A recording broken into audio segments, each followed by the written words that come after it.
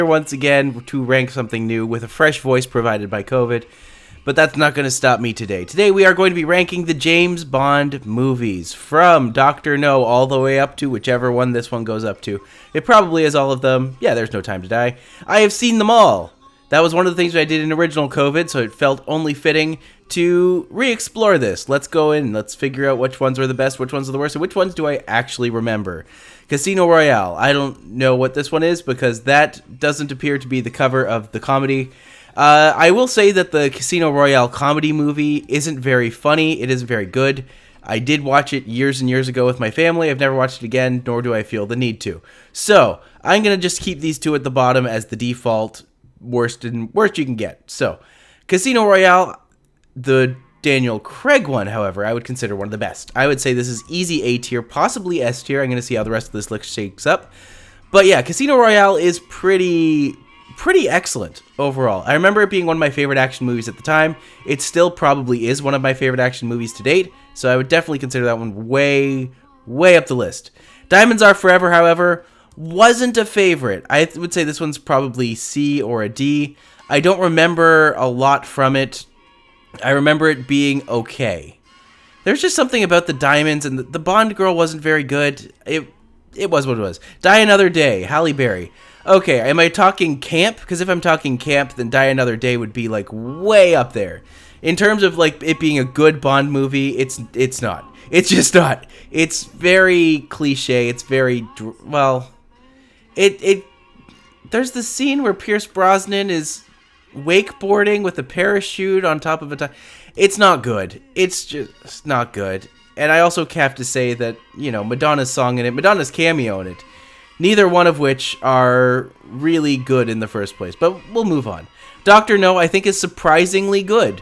I mean, there's some parts of it that are problematic, like most parts of most Bond movies.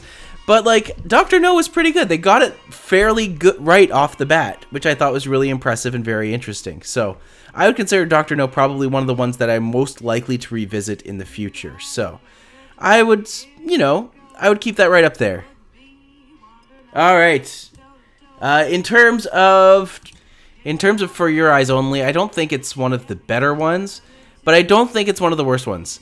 I'm not a huge Roger Moore fan. I don't think that he did I don't think his Bond movies are very good. They all kind of like blend together in my head. They're not very interesting. They're not very engaging. But overall, like, I do think that there is some interesting things that happen in his movies. So, it is what it is. From Russia with Love, I would say was fairly good. Connery was very competent. I think that it was an excellent movie. I really enjoyed it, so I'll kind of keep that one higher because it's just a better one. This one, I believe, is Tomorrow Never Dies. Or is that Goldeneye? I think that's Goldeneye. Goldeneye was great. Goldeneye was probably one of the best, in my opinion. It introduces Brosnan in an interesting and unique way. It's a lot of fun. It's probably one of the more quotable Bond movies, which I think is something that shouldn't go overlooked. But yeah, I really liked that one. I think that one's probably one of the better ones overall. License to Kill, Timothy Dalton. Timothy Dalton, in terms of Bond, I think gets a bad rap. I think he was fine. I actually prefer him to Moore. I think that he did a better job. I thought that he was more interesting. I thought that his movies were a lot more fun. I'm willing to keep him a little higher than some of the other ones, so. Goldfinger is great. Goldfinger's really good. I think maybe I'm just a Connery, Dalton, Craig fan, but I would consider those fairly high. I think Goldfinger was really good. It was one of the ones that I will most likely watch again because, you're never not going to watch a Bond movie when it's on, but how much you enjoy it varies greatly. So, yeah, I would keep Goldfinger right up near the top. If only for Shirley Bassey's amazing amazing song, which kind of is super iconic to the Bond franchise. So, Live and Let Die. Solid middle of the road. Definitely not one that I didn't enjoy, but certainly one that I think is on the more forgettable side, but not forgettable enough to be bad. I hope that makes sense. I think it makes sense. We should be good. The Living Daylights.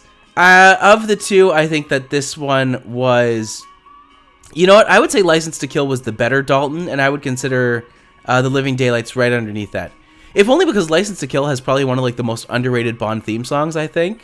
So I'm willing to keep that one a little higher.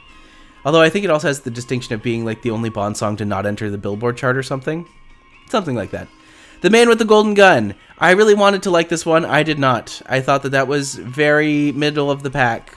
But like low middle of the pack. Not even fun to watch. It was fine. Like, I didn't hate it. So, it's fine. Moonraker. I'm probably going to get some flack for this one. But Moonraker is like my favorite Moore one. I think that it's so camp. It's so camp. It was to the point where Bond was just insane. Like, they have a spaceship battle at the end because Star Wars was the thing. And then it just became Star Wars Bond. It's super campy. It's so camp. It's hilarious. But I can't say that's a bad thing. So, Never Say Never Again should not have happened. It wasn't good. It isn't fun. Sean Connery looks tired and feels tired, and it's not great. It's not great. No Time to Die. I mean, it was fine. I would consider it, I'll consider it just a hair above Moonraker. It's a solid B. Like, it's not bad by any means, but I do think, like, the new movies, I'm going to just take Spectre and put Spectre right behind there. Like, I feel like the new James Bond movies go good, bad, good, bad, good, bad. That's my impression. That's how it works. Because Quantum of Solace was probably one of the worst Bond movies. Not even just one of the worst Bond movie. It gets a bad rap because it wasn't finished when it was done, when it was made. But, like, it's not good. Don't watch it unless you have to. But Skyfall is great. And Skyfall, I think, is probably my number 3 easily. So, yeah. I'm willing to go with that. Octopussy. Octopussy, I think, is really interesting. Because the villain's not really the villain. Like, the fact that Octopussy is this interesting female entrepreneur who, like, protects people, like, who protects vulnerable women. Like, it's surprisingly progressive for a Bond movie, especially of its era. And I would say I like how I just said Moonraker was my favorite Moore one. But no, Octopussy is my favorite Moore one. Only because I like Moonraker. I like her more. I think that she's more interesting. I think she's a lot more fun. And her by herself makes this movie more interesting. So, I'm going to go for there. On Her Majesty's Secret Service. On Her Majesty's Secret Service is a movie that I think is really interesting because you see Bond fall in love. And, it's the only time we get What's-His-Face. And I think it's good. I really liked it. I really liked James Bond on Her Majesty's Secret Service. In terms of, like, the older movies, it is slower. But you get that slow burn romance between them that feels really genuine and beautiful and nice. So overall, I would consider it up in the top parts. The Spy Who Loved Me, I think, was okay. I don't have much bad to say about it, but I also don't have a lot of great to say about it. It's just kind of in the middle for me. Thunderball. I mean, Thunderball, it's slow. I know a lot of people consider it one of the best ones. I would say it's like a high B. Spectre's too high. Spectre should go C. Yeah, I would consider Thunderball like in the middle. The jetpack at the beginning is hilarious. The wetsuit scenes at the end are iconic in their own way. So, yeah, I'm not opposed to that being there. Tomorrow Never Dies, Michelle Yeoh, fantastic. Pierce Brosnan. These are the ones I grew up with, so maybe I'm a little bit more soft to them. But I would say that Tomorrow Never Dies is like an easy low B. I like how I said low B and then put it in A. I would say it's probably, I'm going to put it right underneath Thunderball. I feel like that's a good place. Yeah, Moonraker is way too high. But also it's my list, so no one can tell me I'm wrong. A View to a Kill. The one with Grace Jones, who's barely in it, but they featured her in all the marketing for some reason. I mean, it's fine. It's good. It's kind of anticlimactic. I would consider it a high C. But yeah.